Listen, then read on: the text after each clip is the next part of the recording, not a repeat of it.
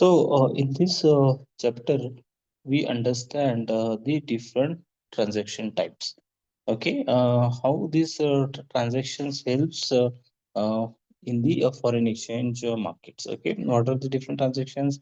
How the trades on the international levels settle, and how the one party make the payments to the another party. Okay, or how these international trades happen. What are the different contracts for this international trades that we are going to understand all this stuff in this chapter, that is the transactions on the international foreign exchange market. Okay, so some of the transaction we are going to understand, that is the spots transactions, forward contract, future transactions, swap transactions, option transactions. Okay, so all these we are going to understand in these sessions. Okay, so first, that is we understand, that is the why the foreign transactions matters, because we know that to, we can say, the ease of international trade, that is the foreign exchange market actually facilitate the international trade and investment by enabling the currency conversion. Okay, we also understand the foreign transaction why matter, because this manage the risk. Okay, and investment opportunities across the borders that also provided by the foreign we can exchange market. So these are that's why we can say the foreign transactions, that is the transaction across the borders matters. Okay, first type of transaction is the spot transactions. Okay, so what is mean by that spot transactions? Here, if you see in the diagram, the two individuals meet each other and they shakes the hand. That means whenever you directly buy something by physically visiting. Okay, uh, uh, for example, I gave you the example in the last session, that if you go to the any shop and you give the amount of money, if I say the pen is for the 10 rupees, then I give the 10 rupees and I receive the pen. So this is the spot transaction. That is mean at the spot, both the goods and the money, that is the currency exchange. Okay. So this type of, when this type of trades happen on the international level, we call this type of trades is the spot transactions. Okay. So the spot transactions represent the most fundamental form of currency exchange in the foreign markets. Okay. So the immediate exchange of currency at the current market rate. Okay, if I say that I have we can say the iPhone shop. Okay, so if I want the iPhone from the US, then I what I do, I order the iPhone, and immediately what is the current we can say exchange rate of dollar with respect to the rupees. If you currently see the current rate of dollar, that is the one US dollar is equal to 88 point something 60 rupees. So on that we can say the spot rate, that is the exchange rate, I'll make the payment to the supplier. Okay, so that type of transactions when happened on the international level across the border payment, that is the quick payment for the goods and services. So that type of transaction we called as the spot transactions. Okay, so the settlement typically occurs within the 2 business days, that is the T plus two. Okay, it is the, we can say, it is the maximum time required in the spot transactions. Okay, next one is, we can say, the and why this T plus two, because if I say and on the weekdays, if I receive some goods and services on a Friday, so if the Saturday and Sunday is a holiday, then on Monday the final settlement of the trade that must be happened. So that's why the these two plus T plus two days we considered in the spot transactions. So here is one example given, that importer pays the suppliers in euros by converting USD at the spot rate today. So I gave you the example, if I order the iPhones for my shops, okay, to sell the iPhone in my Shopee. So I make the payments on an immediate basis. So immediately I pay to the suppliers whatever the amounts of iPhones I order, the same amount I paid on the same exchange rate, on the we can say whatever the current exchange rate, that is we called as the spot exchange rate. Okay, so this type of transactions is a spot transactions. Okay, so we can say the market scale and impact of the spot rate. So what are the market scale and actually what are the impacts of the spot rates on the international level? Actually, the spot trading volume around the we can say around the one is 2.1 trillion daily. That is the data of the 2022. But the spot transactions are less because of there are some advanced facilities available on the international trade, such as the forward contracts, future transactions, we can say, the swaps contracts, options contracts. So these are the advanced contract facilities available on the international level, and because of this the spot transactions that is on the same time transactions where we find are less. So this is the most common forex transactions type or the immediate currency needs. So the spot rates serve as the preference point for all the foreign transactions and establishing the baseline value for which forward future swaps and options. Okay, so whenever we can see the advance contracts were happened between the two different parties of the two different nations on the international level, they refer the spot rate. Okay, but we can say in spot rate we can say you cannot minimize the risk. Okay, for example, we know that today the dollar value is the more stronger as compared to the rupees. But so that's why I have to pay the more value in rupees if I have to uh, pay some amount in the dollars. Okay, so in such a type of that is the spot transactions, the we can say we cannot minimize the risks. Okay, so by a small video actually we understand uh, what is the what is the spot transactions actually. Okay, so I'll show you some small video. Okay, just a second.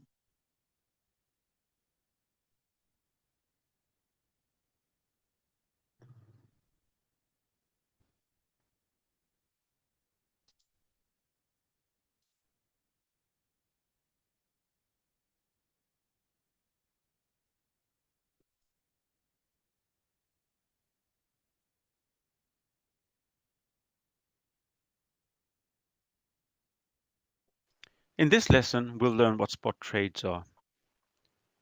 Say we want a muffin. We walk into a cake shop. We see a muffin we like. Its price is $3. We pay the shop $3. It gives us the muffin. We leave. What just occurred here is a spot transaction. In a spot transaction, the following things happen in the present. First, the trading agreement is made. That is, who will buy, who will sell, what will be traded, and what the trade price will be. Then the agreement is performed. That is, delivery and payment are made in accordance with the agreement. The parties, that's the buyer and the seller, initiate and complete the transaction in the present. The transaction does not create any future commitments between them. Both parties move on free of each other. In the financial investment world, the thing that is traded is called the spot.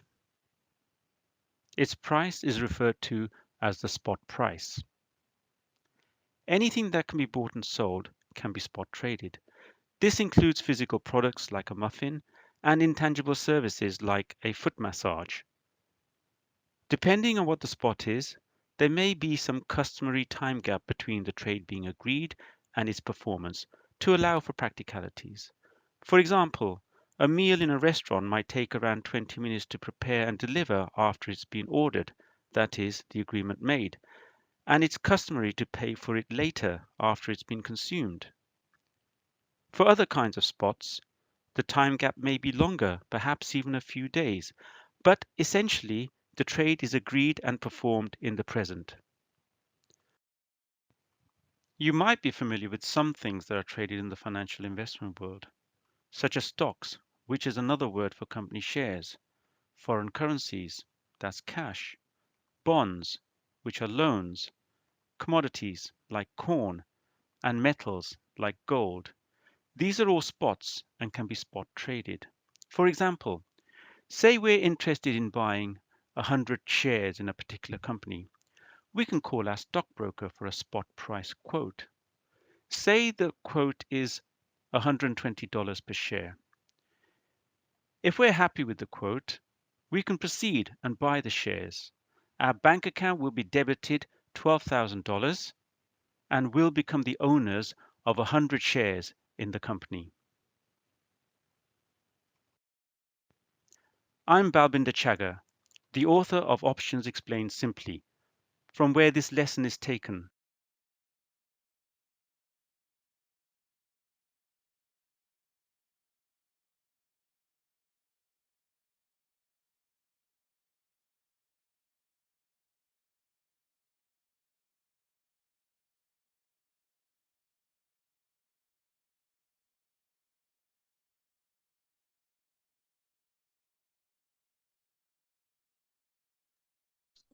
Okay. So that is this spot transactions. Whenever we can say at the same time of the delivery of goods and services, when we can say the transactions happen of the goods and services and the currency as well. Okay, the actual payment made at the same point of time or in between the T plus 2 days. That type of transactions when happen on the international level, that transactions we called as the spot transactions. Now we can say at any point of time, the some of the multinational companies or the individual investor traders, they don't have the enough cash with them, but they want to trade on the international level. Okay, in such a cases, or we can say because of the volatility of the currency exchange rate, because we know the currency exchange rates changes on a we can say on a daily basis. Okay, on we can say on a hourly basis or the on the minute basis. The demand, we know that the exchange rate decided on the international level depends upon the demand and supply on of the particular currency on the international level. So to minimize the risks, there are some advanced financial instruments or the agreements or the contracts are there. So the we can say the investors or the multinational companies or the individual traders who are doing the trades on the international level, they make such a type of contracts and minimize the risks. Okay, so these four types of advanced contracts there are, that is we can say the forward contracts, future contracts, options contract, and swaps contracts. So, what these contracts tells and how we minimize the risks with the help of these contracts. So, in forward contracts, what actually we do, the two parties mutually decides the we can say the trade on a future date. They decide the quantity of goods as goods to be delivered. They decided the price as well, and they decides the we can say the date on which the actual we can say the delivery of the product and the payment for that delivery will be met. Okay, so all these particulars will be mutually decided by these two parties. Okay, so that's what we called as the future contracts. So in future contracts, actually we minimize the risk. For example, if I want the gold from some African countries, some of the African countries who we know that they're the abundant gold is available in some of the African countries. Okay, if I want to import the gold, but if now we can say the currently the gold prices are we can say near about the 9,000 per gram. but as some of the we can say economic factor, okay, so the price of the gold may rise after the 6 months. So I'll make the contracts with the supplier that that we made this future contract with the supplier that I will buy the gold from you after 6 months on the same 9,000 price, because I know I analyze the market, I analyze the price movement, and I got to know that after the 6 month the price will be goes to 11,000 per gram. But I made the contract of 9,000 per gram. So whenever after the 6 month the price goes to 11,000 per gram, that I'll get the gold on the same price of today, that is the 9,000 per gram. So this is how the we can say the traders or the businessmen who are doing the business on the international level or in any region, they this is how they minimize the risks of loss.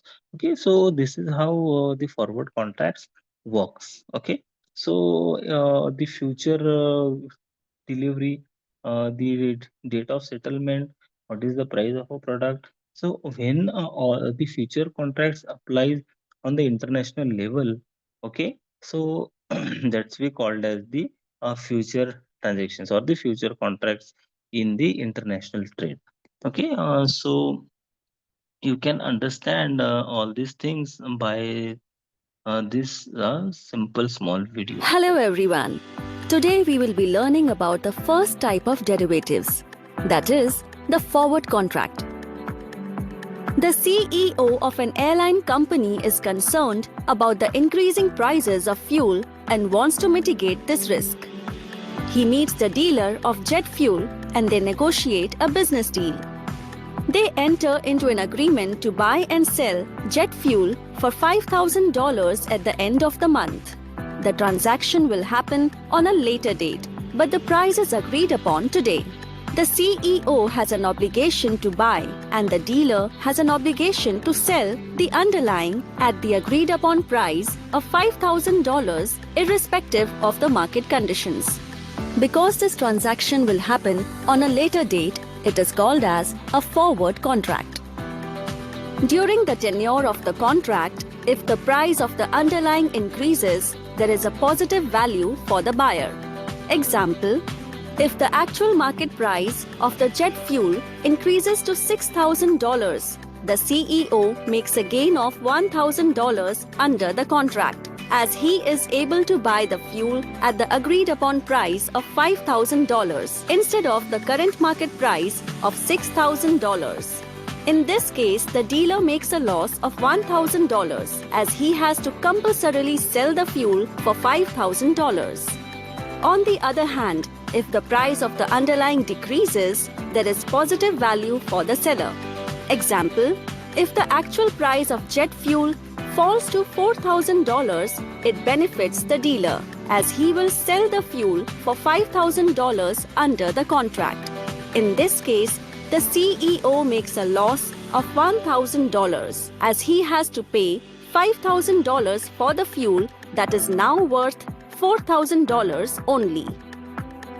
Let us now understand the features of a forward contract. Forward contract is an agreement between two parties to buy or sell an asset at a specified price and on a predefined date. Long forward is the buyer of the Uh, guys, see, a forward contract is nothing but a financial derivative. That means it is the contract or it is the instrument between the two parties. They mutually decides. They we can say they sign one agreement. In that agreement, they include some of the we can say the parameters, like the goods and services they are selling. So here in this video, if you take the example of so here is one CEO of the organizations and other is the a seller of the oil.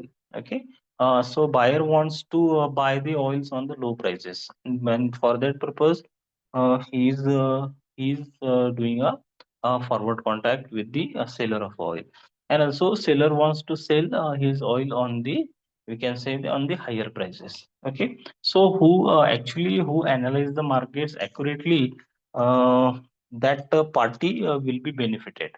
Okay, or we can say the market trends goes in favor of which party, so that party will be benefited. If you take here in this video, if you take the example that they made the contract that they buy um, the CEO of the company buys the oil, the 1 barrel of oil on the $5,000. Okay, if the prices in the open market goes to 6,000, then the CEO of the company gets the profit of the 1,000, because in open market the prices of the oil is already the 6,000, but he gets the oil on a cheaper prices. So that means the CEO of the organization is in the profit position. Okay, and the seller of the oil is in the we can say in the loss positions, because in open market if he sell his oil, he'll get the 6,000. But because of that contract, because of he signs the contract with the other party, then now he has the obligations to follow that contract. Okay, and he has to sell the oil to that CEO. So this is how the future contract works. If you see in the another case here, if you find and that if the prices goes to 4,000, then the seller is in the profit side, and this buyer is on the loss side, because now they both agree with the contract, and they both sign the contract that in open market the oil is available on the 4,000 rupees. Okay, so but now, because of the contract, the buyer has to buy the oil with the price of the $5,000. Okay, so that means in that case, the seller of the oil gets the profit of 1,000 rupees, and the buyer is on the loss side. So this is how on international level as well these future contracts made between the parties. And this is how after the we can say when the both the parties follow the contracts, the one party is in always in the profit position, and the another party automatically is on a loss positions. Okay, so this is how the profit we can say the uh, forward contracts work. Okay. Has to pay $5,000 for the fuel to sell an asset at a specified price and is to buy or sell an asset at a specified price and on a predefined date. Long forward is the buyer of the underlying. In this case, it is the CEO. Short forward is the seller of the underlying, that is, the jet fuel dealer. The underlying asset can be any physical or financial asset. Usually, it is a commodity, a forex currency, or an interest rate. The forward price or agreed upon price is $5,000. Both parties have an obligation to buy and sell the underlying at the agreed upon price, irrespective of the market conditions. Forwards are OTC agreements and hence are customizable. The contract is not traded on a centralized exchange and is not regulated. The contract is usually settled only. So these are some features of we can say the forward contracts. That is the forward contracts are the OTC agreement. That is the over the counter agreements. That means there is a no third party involved in that forward contracts. The forward contracts are actually the two party we can say meet on any counter. They can communicate on a counter, they can communicate on a mail, they can communicate on a uh, phones. Okay, on they mutually decides the what are the different specifications, that is the uh, quality of goods, that is the number of goods, price, date, all these things they decides mutually. So the no third party is involved. That is the this type of contracts not traded through the stock exchanges. So that's we called as the forward contracts or not the regulated contracts. Okay, so whenever we can say the default in the forward contract is more because there is no regulations, no regulatory body has the overview that whenever the between the two parties, the one party thinks that now they are is in a loss position, they not follow the contracts. So we can say the default. The number of defaulters in a forward contracts are more, so that's why then the financial expert come with the contract, that is the future contracts.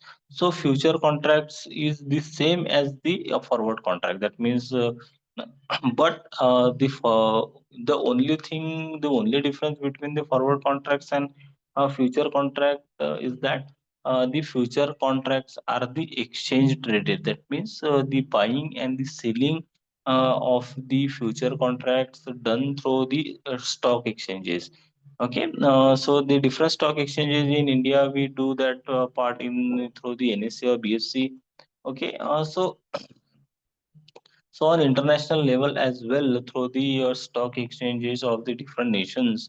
Okay, yeah, so the future contracts we can say traded.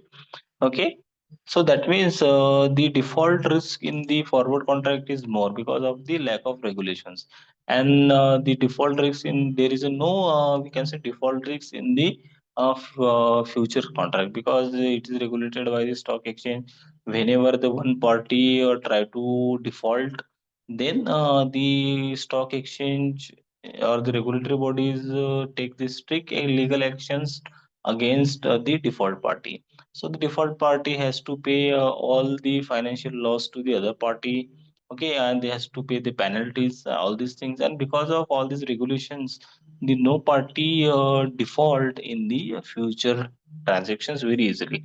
Okay, so after this video, I will also show you the On futures. the expiry date, though it can be closed out before through mutual agreement. The forward contract can be physically settled or cash settled. In this case, it is physically settled. It is widely used to hedge or speculate against the price fluctuations. Both parties face default risk on settlement. If the dealer fails to deliver, the CEO faces default risk. And if the CEO doesn't pay, the dealer faces the risk of default. The profit and loss potential is unlimited and hence it is a zero-sum game. One party's gain is equal to other party's loss. Taking a long position with one party and a simultaneous short position with another party does not nullify the obligations. For example, if the dealer initially had a forward contract with the refinery to purchase the jet fuel, he is obliged under both the contracts and faces default risk in both the contracts.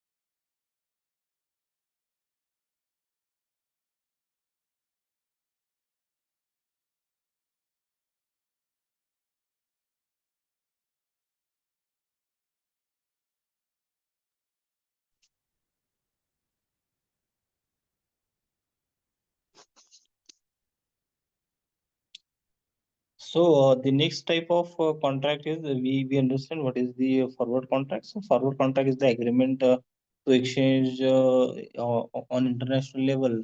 Actually, we do the forward contract to we can say to exchange the currencies. Okay, same likewise whenever we do in case of the goods and services, in forward contract actually we made the contract with the another party for the exchange of the currencies. That means I know that today the rate of rupees in respect of dollar is the 88 rupees is equal to 1 US dollar. In 6 months, the value may go up. That is the 95,000. I know because of the some geopolitical conditions, but I made the contracts with the party in US that I will pay you the payment on the same exchange rate after the 6 months.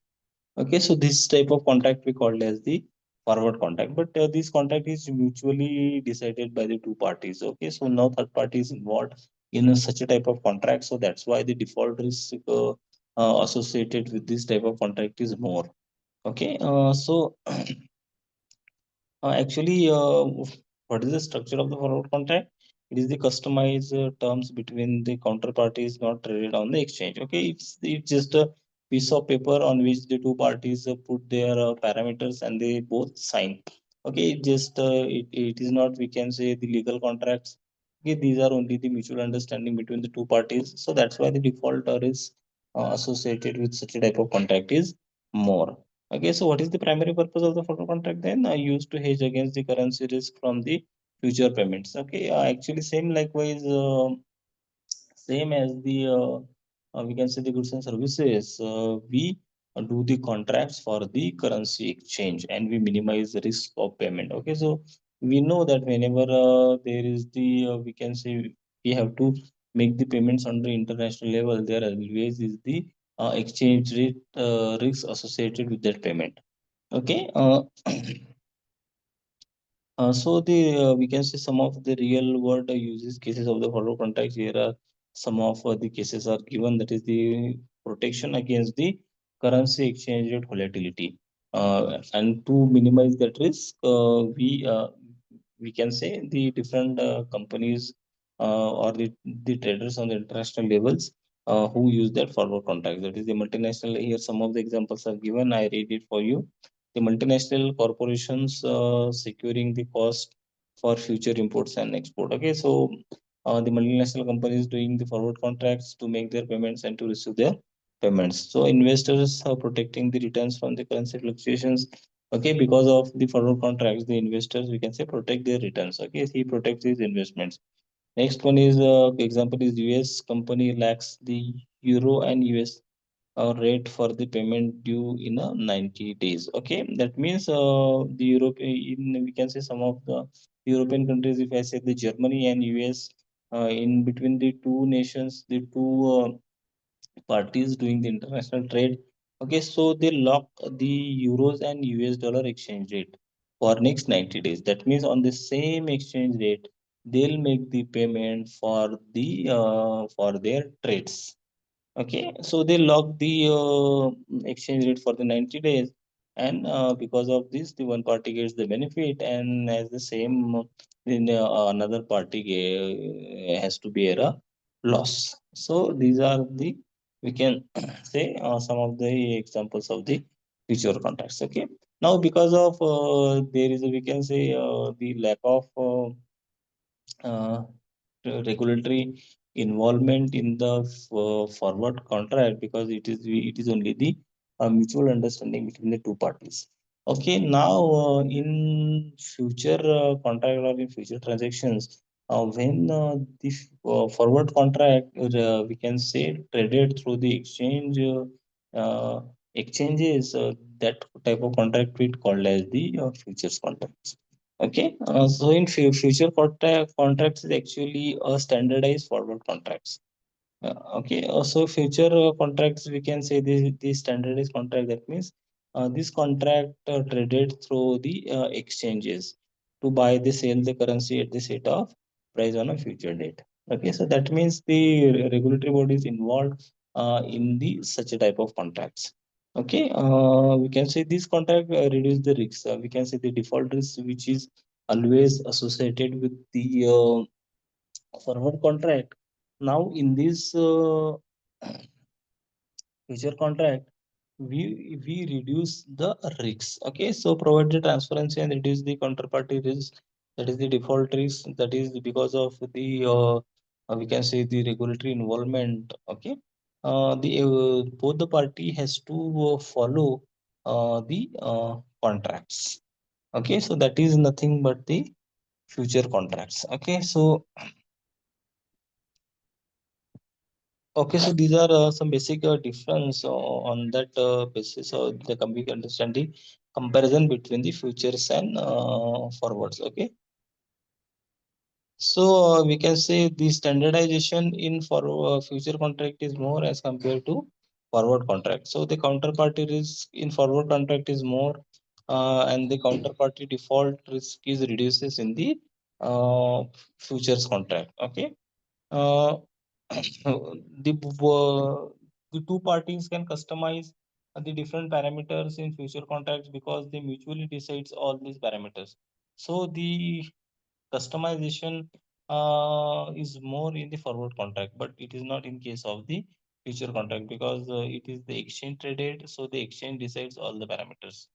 Okay, so the accessibility, we can say the accessibility now, because of the less risk, the accessibility of the future contract is more because that contract is already available in the exchanges. So we can already goes to the any of the exchange and uh, we can buy this type of contract. Okay, so these are the key differences. Okay, so by some small video, you guys can understand the future contracts. Okay, just a second.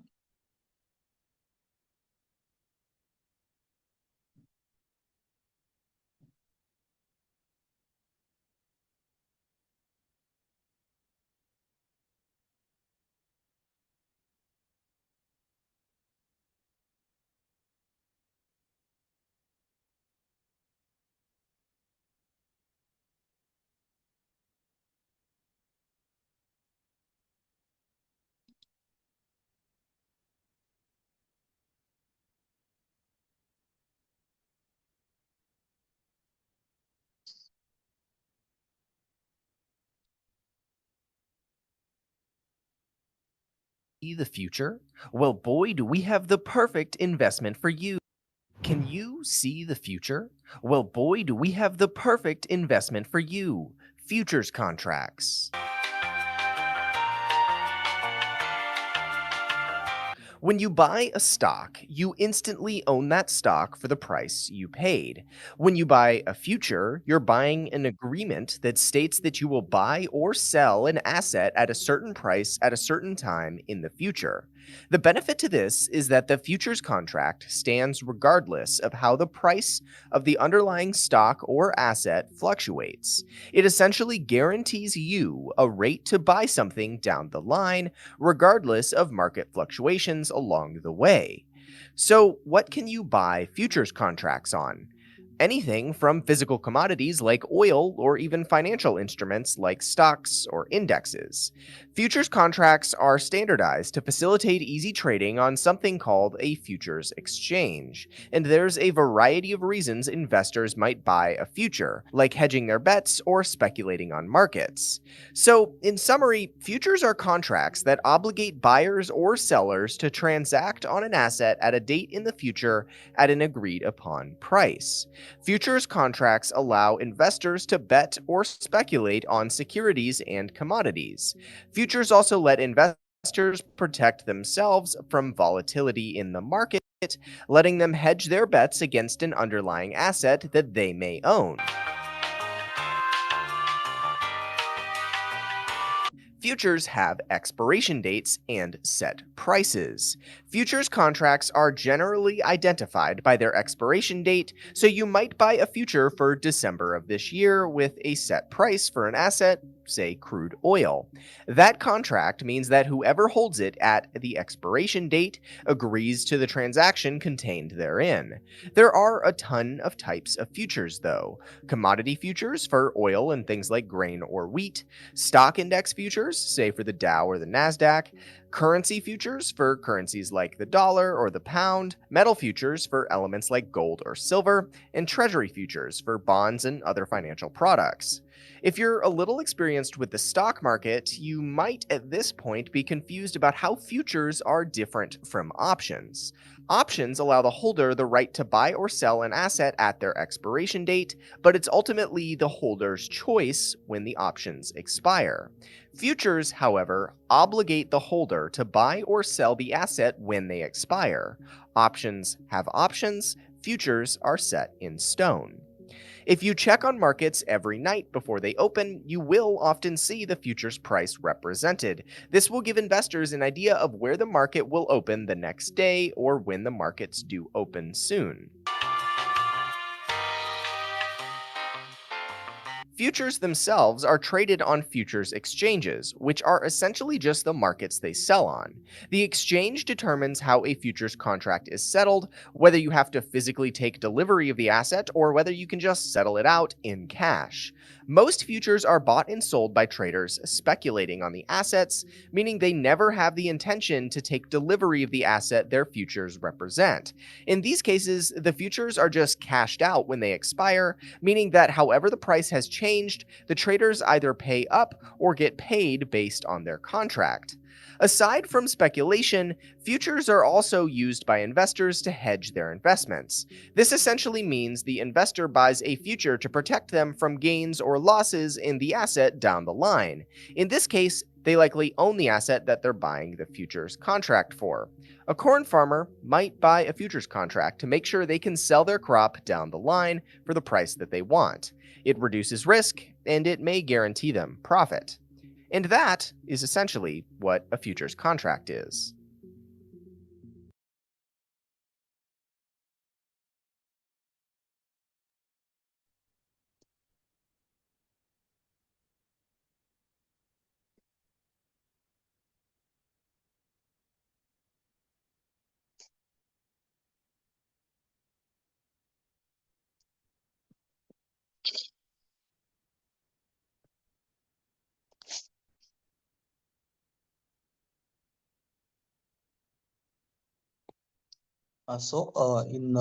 We can say in futures contracts and options contracts, uh, to follow the contract is we can see is the obligations on both the parties.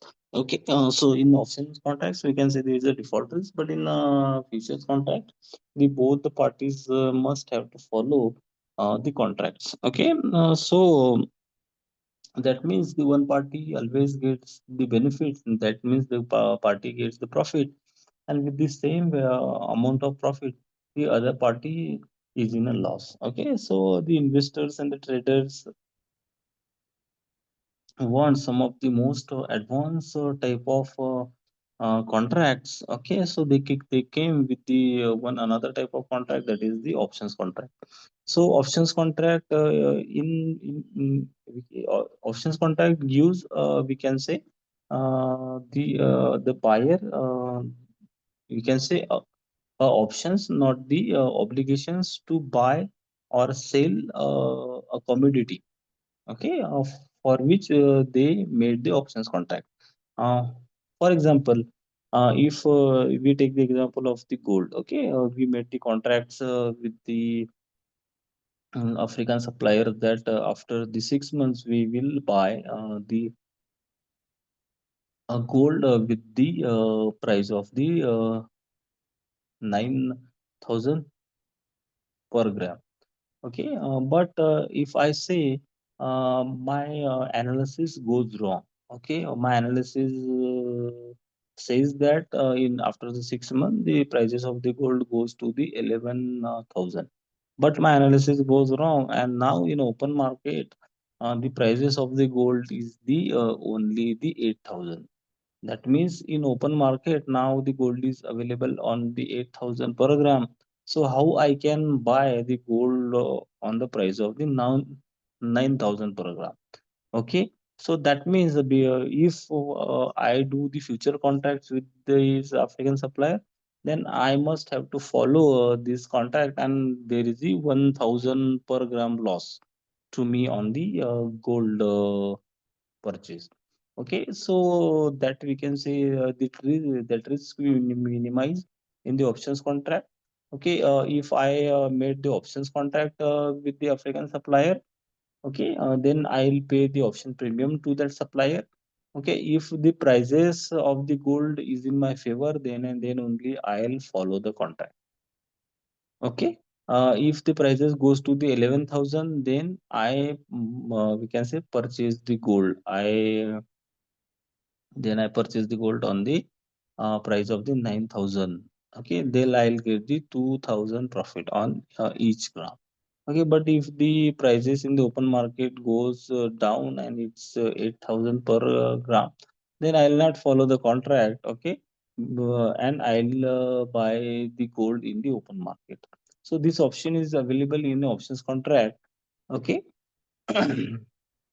So this is how, by doing the options contract on the international level, this is how the we can say risks minimize by the traders on the international level. Okay, so you can understand this concept. Okay, I will show you a one good video on this.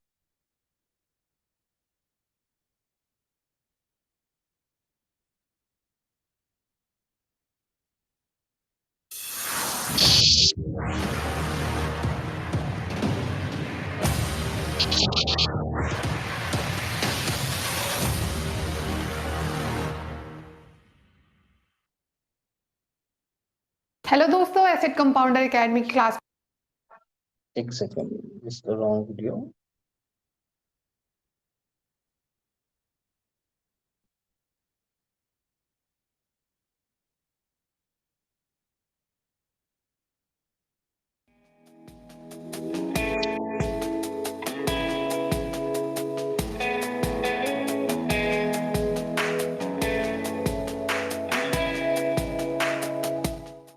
Okay, first to demonstrate how call options work, I'm going to tell you a little story. And by the way, if calls and puts are old hat to you, then you've already got a leg up. So the method I'm going to teach you afterward will be even easier for you to apply with options. Okay, here we go. So Susie's selling her house for $500,000 in a neighborhood that has a nearby parcel of land that is for sale as well.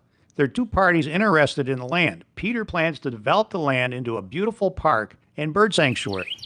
And Harry plans to build a low-cost housing development. Now, Sammy comes along and is interested in buying Susie's house for a cash deal, but he has a problem. He won't have the cash available for 3 months. So he's, of course, worried that the house will be sold to someone else in the meantime. So he decides to offer Susie $5,000, or the option premium, right now, if she'll take the house off the market and give him the option. This would be a call option to buy the house for $500,000, which is referred to as the strike price, anytime within the next 3 months, which is the expiration date. Now, if he does not elect to buy the house, Susie keeps the $5,000 premium and Sammy walks away from the deal. If he does elect to buy the house or exercise the option, Susie still gets to keep the $5,000 and he pays her $500,000 for the house. Now, 3 things could happen in this story.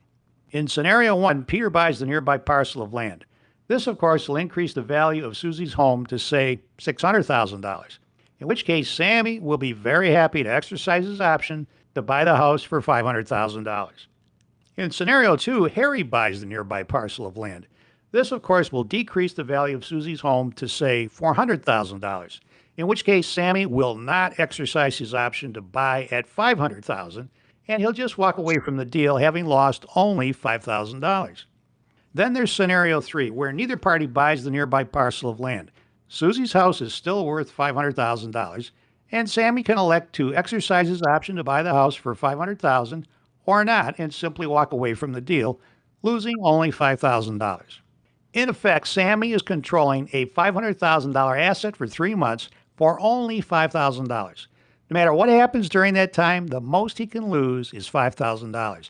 Susie, on the other hand, is happy to take the $5,000 as she had no guarantee anyone else would buy the house at her asking price. nor did she feel the nearby parcel of land would sell anytime soon. Here's a footnote to the story. Depending on the circumstances, if Susie felt she was likely to attract another buyer in the near term, she would have demanded more than $5,000 from Sammy to take the house off the market for 3 months. Likewise, with call options, the more the underlying asset is perceived to appreciate, the higher the premium demanded by the market for that call option. So now let's define this in trading terms and look at an actual example trade. A call option is a contract between two parties to exchange a stock at a strike price by a predetermined date. One party, the buyer of the call, has the right but not an obligation to buy the stock at the strike price by the future date, while the other party, the seller of the call, has the obligation to sell the stock to the buyer at the strike price if the buyer exercises the option. For example, if a stock is trading at $50 and you think it's going to go up to $60, you might buy a $55 call option for, say, 20 cents. If the stock rose to $60, that would allow you to buy the stock at $55, even though it's valued at $60, netting you a $4.80 profit on each share. On the other hand, the person that sold you the call would be obligated to sell you the stock at $55 at a loss of $4.80. If the stock never rises above $55 by expiration date, the call expires worthless, and the call buyer is out 20 cents and the call seller keeps the 20 cents. Okay, now let's look at how put options work by revisiting Susie and Sammy from our earlier story. Sammy owns a truck worth $40,000. He's concerned that his truck might be damaged in an accident or even stolen. So Sammy decides to buy a zero-deductible insurance policy, or a put option, on the truck for the full amount of $40,000, which would be the strike price, from Susie's auto insurance company. Susie charges him $1,500. That would be the option premium for a 1-year policy, 1 year being the expiration date. Now, 3 things could happen in this story. In the first scenario, Sammy's truck is not damaged or stolen during the year, so Susie keeps the $1,500 premium. Sammy's okay with losing the $1,500 for the protection it provided him for the year. In scenario 2, Sammy's truck is damaged in an accident, requiring $10,000 in repairs. He exercises his insurance policy, or his put option, by filing a claim, and Susie pays him $10,000 for the repairs as agreed. Sammy is happy he purchased protection for this possibility. In the third scenario, Sammy's truck is stolen. He exercises his insurance policy, which is his put option, and files a claim, but this time for the full replacement value of his truck, and Susie pays him the full amount of $40,000 to buy a new truck. Sammy, of course, is very happy he purchased protection for this possibility. In any case, Susie's happy because she sold many such insurance policies, different put options, to other drivers, most which never filed a claim or never exercised their options, providing her with a net profit overall. And here's a footnote to this story. If Sammy had a poor driving record, that's more risk to Susie, so she would have charged him more than $1,500 for the 1-year insurance policy. On the other hand, if Sammy had an exemplary driving record, Susie could have charged him less, as the risk would be lower. Likewise, with put options, the higher the perceived risk, the higher the premium demanded by the market. Let's look again at a definition and a trading example. A put option, then, is a contract between two parties to exchange a stock, or an ETF, at a strike price by a predetermined date. One party, the buyer of the put, has the right but not an obligation to sell the stock at the strike price by the future date, while the other party, the seller of the put, has the obligation to buy the stock from the buyer at the strike price if the buyer exercises the option.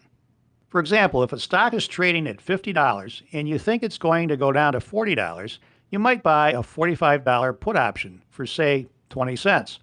If the stock dropped to $40, that would allow you to sell the stock at $45 even though it's valued at $40, netting you a $4.80 profit on each share. On the other hand, the person that sold you the put would be obligated to buy the stock from you at $45 at a loss of $4.80. If the stock never drops below $45 by expiration date, the put expires worthless and the put buyer is out 20 cents and the put seller keeps the 20 cents. Thanks for watching this video, and I hope you enjoyed it. For more free training, go ahead and